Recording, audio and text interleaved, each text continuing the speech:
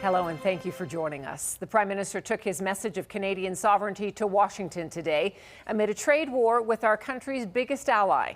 In the first face-to-face meeting between Mark Carney and President Donald Trump, the leaders spoke about the economy and national security. And the Prime Minister pushed back against Trump's pitch for Canada to become the 51st state. Jordan Canagan has more.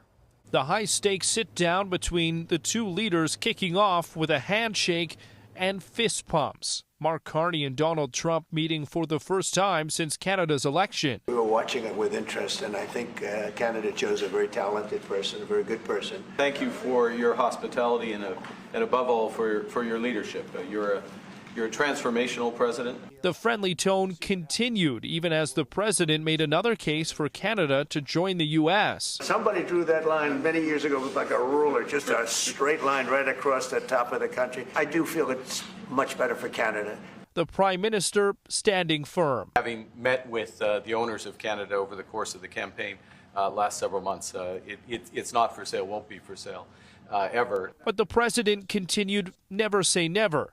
And Trump didn't budge on any auto, steel, and aluminum tariff breaks, saying the U.S. doesn't need anything from Canada, including Canadian energy. 1 out of every 5 barrels of oil comes from Canada.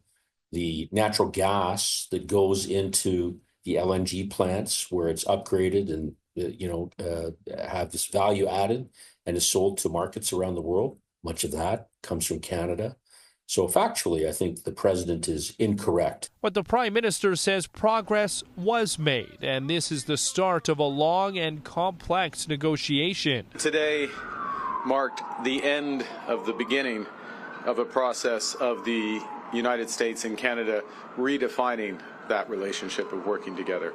The question is how we will cooperate in the future.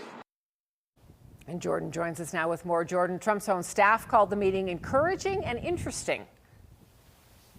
And Tara, make of that characterization what you will, because neither administration is really saying much about what happened behind closed doors, though the American officials do say that that friendly tone we saw publicly did continue in the private meetings and the lunch between the two leaders.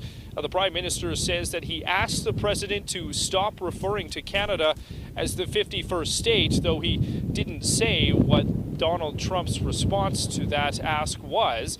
These two will be meeting again in person next month right here in Alberta, as the Prime Minister confirming the President plans to attend the G7 summit in Kananaskis.